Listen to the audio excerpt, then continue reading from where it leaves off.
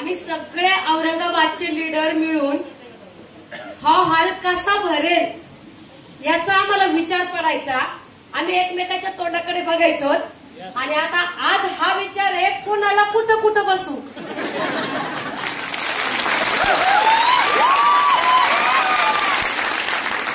ही ताकद आहे मित्रांनो महाराष्ट्राची. पुन्हा एकदा जोरदार नमस्कार. जे नवीन व्यक्ती आहेत त्यांच्यासाठी ओळख करून देईल. नाव माझं जयश्री रमेश बोंद्रे. आज असं तुम्ही आलात एवढा सगळा क्राऊड बघताय. ज्या दिवशी मी आणि माझे मिस्टर आम्ही दोघं सुद्धा असा प्रोग्राम बघण्यासाठी आलेलो होतो.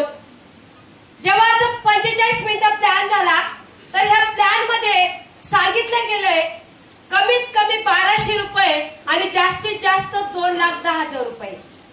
मित्रांनो ज्या दिवशी आम्ही हॉलमध्ये बसलो होतो तर याच्यामधले कुठलेही आकडे आम्हाला पटले पण नव्हते आणि बसले पण नव्हते.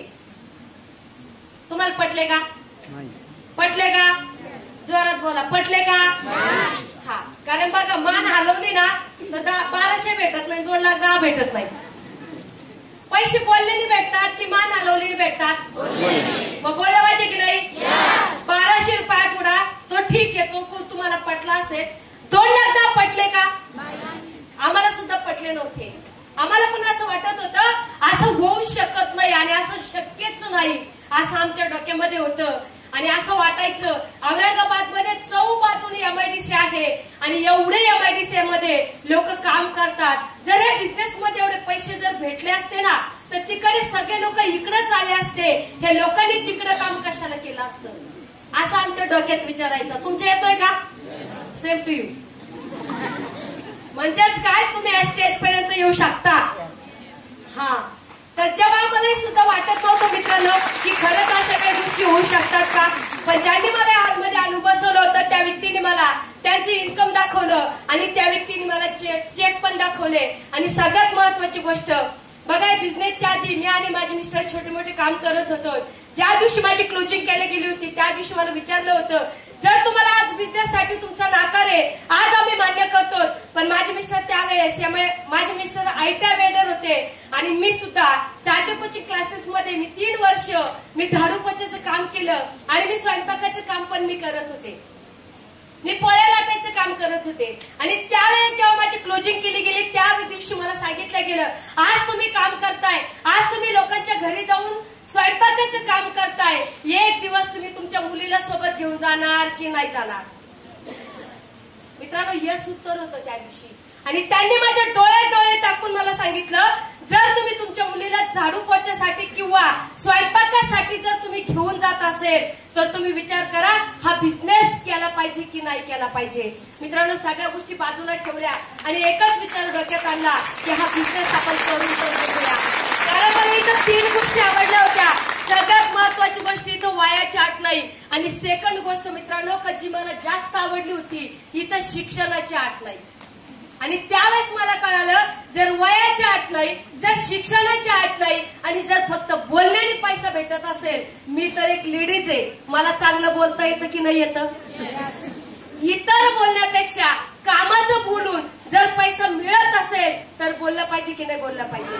आणि तोच विचार केला मित्रांनो. त्या दिवशी नाही म्हणण्यासाठी अनेक कारण होते, इतके कारण होते. मलाही माझ्या नातेवाईकांनी अडवलं, मलाही माझ्या आई वडिलांनी अडवलं, मलाही माझ्या फॅमिलीने अडवलं, मलाही माझ्या सासू सासऱ्याने अडवलं. सगळ्यांनी मला बिझनेस करण्यासाठी सगळ्यांचा नाकार होता.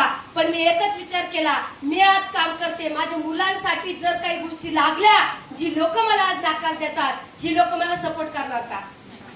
नाही. माझं उत्तर त्या दिवशी नाहीच होतं. म्हणून मी त्या दिवशी कुठलाही विचार न करता 10,000 रुपये 10 रुपये टक्क्याने व्याजाने काढले आणि ह्या बिझनेस मध्ये टाकले. मित्रांनो आज तुम्हाला ज्यांनी आणलंय मला माहिती कदाचित तुमच्याकडे पैसे असेल तरी सुद्धा आपण खोटं बोलतो, नाही म्हणतो. नाही का म्हणतो त्याचं कारण आहे मित्रांनो आपला विश्वास नसतो. विश्वास म्हणून आपण बिझनेस करण्यासाठी नाही म्हणतो. मी त्या दिवशी विश्वासाचा विचार केला नाही.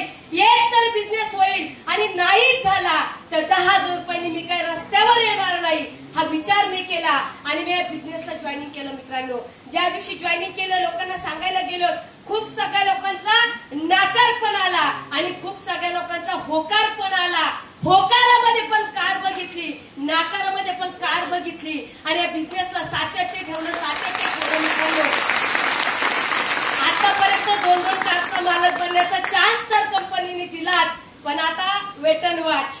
थोड्याच दिवसात आतापर्यंत मी माझ्या वर्किंग कार घेतल्या, पण आता याच्यानंतर माझी ड्रीम कार येते मित्रांनो.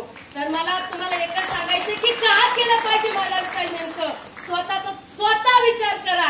आज माझ्या फॅमिलीचं काय, कारण मला माहिती मित्रांनो, ज्या दिवशी माझं लग्न ठरलेलं होतं त्याच्या आधी 6 महिने माझ्या आई वडील ऊसतोडीला गेले होते.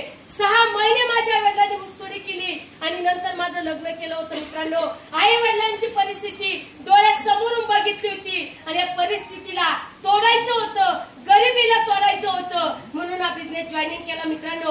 एकच सांगेल, जर आमच्या आयुष्यामध्ये जर बदल झाला मित्रांनो, एक आयटी वेडर व्यक्ती, एक जर घरकाम करणारी लेडीज, आज आम्ही रिच क्लास लाईफ जगतोय मित्रांनो, रॉयल लाईफ जगतोय मित्रांनो. आज आम्ही रोज, मी विश्वराजांना एकच प्रार्थना करेल, जसं आम्ही रॉयल लाईफ जगतो मित्रांनो, असं तुम्ही सुद्धा ह्या बिझनेस मधून रॉयल लाईफ जगू शकता.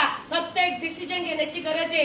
ज्या व्यक्तीने आज आम्हाला शिकवलं, टिकवलं, घडवलं, ह्या स्टेज लायक बनवलं, अशी विदर्भ आणि मराठवाडा किंग डायमंड इक्युलेशन मधले फर्स्ट डायमंड व्यक्तिमत्व प्राध्यापक माणिक जाधव सर यांना मी कोटी कोटी वंदन करते. मी आणि माझे मिस्टर आम्ही कितीही काम केलं असतं तर बिझनेस मध्ये सक्सेस होऊ शकलो नसतो, पण माझ्या ऑल एंटायर टीम, मी सगळ्यांची शतशिरोणी राहील. आणि विशेष महत्वाची म्हणजेच की आजचं जर बघितलं तर सीटीसी मधलं माझं लास्ट शेअरिंग मित्रांनो. जय हिंद, जय महाराष्ट्र आणि फक्त मला